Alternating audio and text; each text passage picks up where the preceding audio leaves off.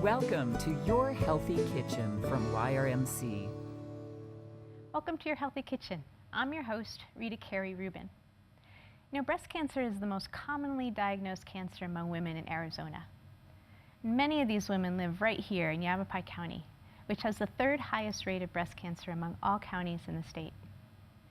Maintaining a healthy weight, an active lifestyle, and scheduling regular mammograms are all steps that women can take to both prevent and detect breast cancer in its earliest stages. I'm honored to welcome a special guest today, Dr. Michael Macon, breast surgeon and medical director of the BreastCare Center at Yavapai Regional Medical Center. Dr. Macon is here to tell us about the excellent diagnostic tools and resources available at the BreastCare Center, and also, of course, to cook. Welcome, Dr. Macon. Thank you. Yeah. So I know you moved across the country to join the BreastCare Center team. I did. Yeah, and where did you move from, and what appealed to you about moving to Prescott? Well, my wife and I grew up around Washington, D.C. and lived there for about 30 years. But my son moved to Arizona, and then he met a Prescott girl and married her, and they had one grandchild, and it was hard to be away. And then they had a second one, and it was harder to be away. And the third one just, we couldn't stay away anymore. Sure, so. What better reason to move than for family? That's right. Oh, that's really wonderful. Well, we're glad you're here. Thank you. And I know you have a lot of really interesting information to share about the care that the BreastCare Center provides, and also some new developments there. But let's get cooking first. Okay.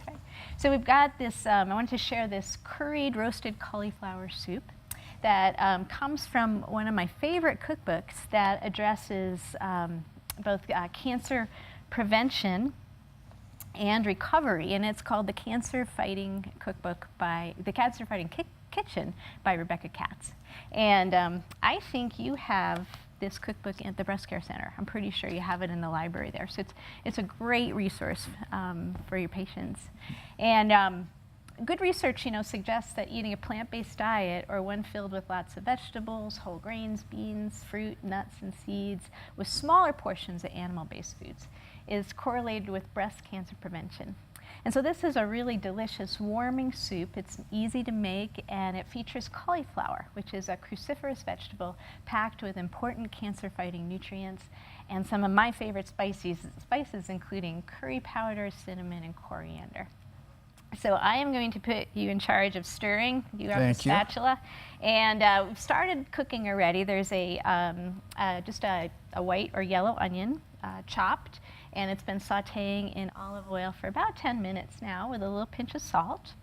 And that gives it some time to soften up and develop flavor if you give it a good 10-15 minutes to cook before you add the other items into the soup.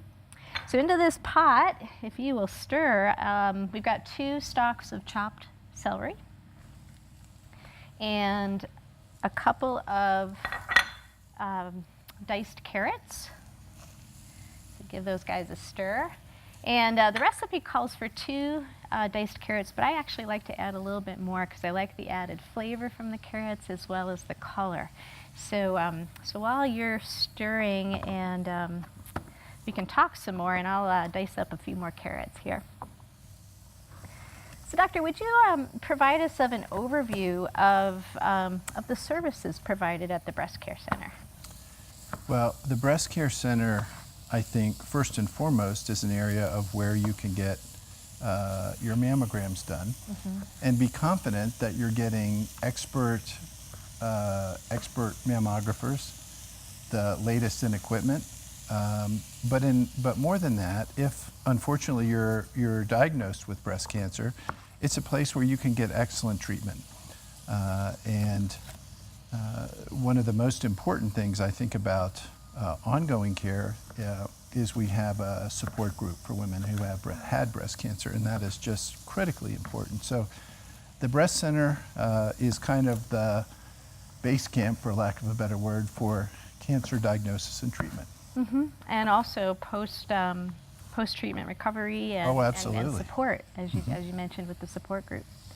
That's great. Well, what do you tell your patients about reducing their risk of breast cancer? What can someone do?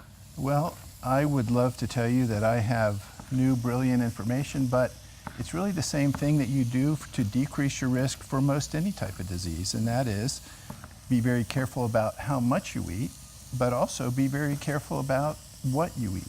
And so eating a healthy diet with the appropriate proportions is one of the most important things that you can do.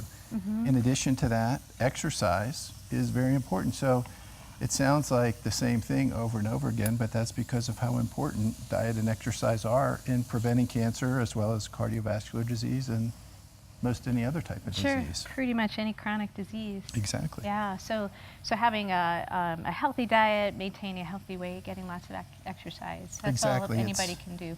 It's the same old thing, but doing it is not easy. Right, that is sometimes a challenge, yes.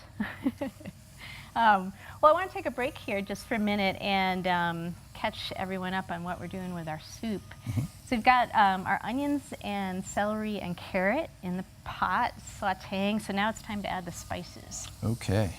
And so if you would add it's a half a teaspoon of curry powder. Okay. Throw that in the pot.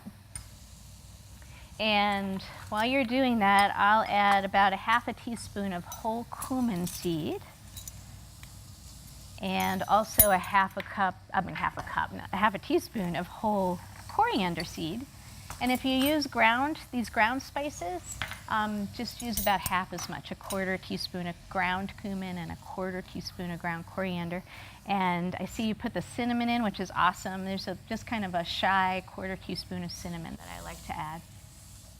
And cinnamon's pretty strong, so if you want to start with less, that's okay, and you can always add some more, but I like a little more cinnamon taste. So what are some of the new developments in the diagnosis and treatment of breast cancer? Well, I think one of the greatest things that's going on recently is that every year the breast center is doing more and more mammograms. And so you can't have a diagnosis without having a mammogram. So you have to start at the first, you gotta have to start at the ground floor, and mammograms are that. Right, yeah. The other things you can do is know about what your risk is, because you can decrease your risk of breast cancer by what you eat and by how much exercise you do. But there's some things that you can't change, and it's important for each woman to know what those things are. And that would be including what your breast density is. That's something that when you have your mammogram, you can figure out what your breast density is. In addition to that, you can figure out, are you at a higher genetic risk, or are you at just a high risk, genetics aside, for breast cancer in the future? And so based on those things, you can come up with a plan for what's the appropriate screening for each individual woman. So those testings, those tests can help assess what women are at higher risk. Exactly. For breast cancer. And does that then determine who gets genetic testing? Well, one of the great things about the breast center is that when a woman goes in for her mammogram, an initial evaluation of your risk is done at that time. And so when you're found to have an increased risk, then a further evaluation can be done to get a better idea of what your risk is. And so some of those women are women who are candidates for genetic testing, and that's something that is really becoming more and more common and more available to everybody, and we're very lucky to have a high-risk clinic at YRMC to take care of those people. But there's also women who are at a high risk but don't have a gene mutation. And so those are women who also will benefit from having an increased level of surveillance as well. Okay. So knowing your family history is an important thing. So higher risk women have a family history.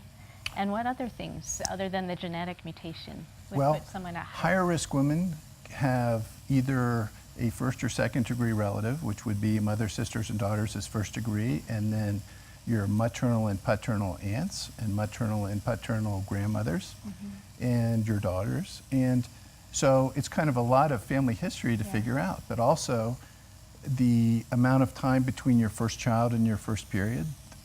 A longer time seems to have an increased risk. Having dense breasts is an increased risk. So there's a lot of things that can be put into the latest models. The model that we use is what's called the Tyrer-Krusik model, which you can Google online and put your own information in. But those give you a number about what your risk for 10 years is and risk for your lifetime is. So based on those numbers, you can then make a judgment about whether or not genetic testing makes sense, or whether or not a mammogram every 6 months makes sense, or alternating breast MR scans and mammograms makes sense. So there's a lot of things that you can do to decrease the likelihood that if you get a breast cancer, it's something that can't be fairly easily cured. Yeah, so that's really, screening has come a long way. Absolutely. Yes. Well, what are some of the some other exciting developments at the BreastCare Center? Well, I think that the treatment of breast cancer is becoming more of a personal treatment as opposed to a statistical treatment. And so up until about a year or two ago, most of the treatment was based on trying to figure out which group of women you were in, and therefore what treatment would be best for you. Now they have multi-gene panels so that your particular cancer can be evaluated, and the treatment specific for that cancer can be determined. And so these tests, Oncotype DX would be one of the tests, can give each individual woman an idea of what the benefit of chemotherapy is for them. So that is just a huge advance. It's huge. So it sounds like before it was a more generalized treatment. Exactly right. But now it's really individualized and specific for each woman. Wow, that's amazing. Wonderful. Well, let's finish up our soup. We've got a mixture of our onion and celery and carrot and spices that have been cooking up for a while.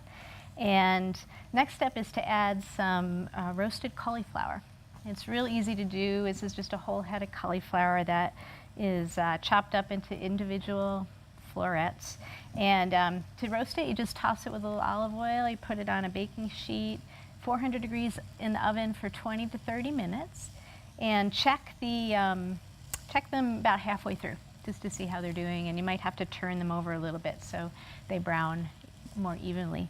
And this is a great way to prepare cauliflower because it really brings up the sweetness in the cauliflower and tones down some of the flavors that some people don't particularly care for. So it's great in soup.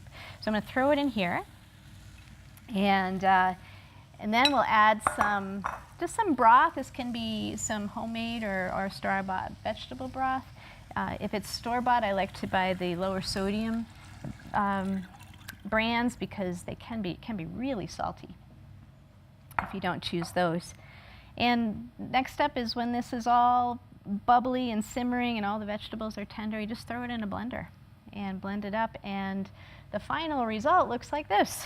This is, wow. Isn't that beautiful? It is. So you've got the lovely color of the curry powder and the carrots in there, and you could serve it just plain, or what I like to often do is put a dollop of plain yogurt on top, and maybe a sprinkle of cilantro. So those are all flavors that go really well with this soup.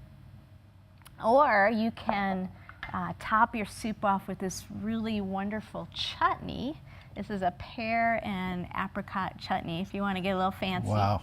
And the recipe is also in Rebecca Katz's cookbook, and we'll provide it for everybody online as well. So a scoop of that, and then with both, regardless of how you dress it, a good spritz of lime on both of those soups. It really brings out the flavors and the brightness of everything. And that's it. Pretty easy peasy, huh? Wow. Yeah. Well, I don't know about easy peasy, but it sure looks good. Well, Dr. Macon, thank you again for joining us and for cooking with us and for sharing all those really exciting the news about all the developments at the BreastCare Center and also the services that you provide. And I hear that so getting regular mammograms is really important. That is the most important thing a woman can do for herself. Yeah. And what does the BreastCare Center do to get the word out? Well, we're trying to advertise. We're going on TV shows. Yes. And really trying to get out the word in the community, because it's something that a woman can do for herself. Yeah, that's one thing they And can. that's the right. beginning. Yeah. I've seen the billboards around town. They're great. Yes, The little that's pinky gone up. promise. That's Yeah, fantastic that's great. as well. It's good advertisement, yes. Well, thank you again. Thank you It's so my much pleasure. for being here. Remember for more healthy meal ideas, recipes, and lots of videos, please visit us at yrmchealthconnect.org. You can also follow me on Facebook at YRMC's Your Healthy Kitchen, where I share what I'm making in my own kitchen, plus information on community food and garden-related events, and other fun and fascinating links to food and healthy living. So until next time, call now to make an appointment for your mammogram, and we'll see you soon.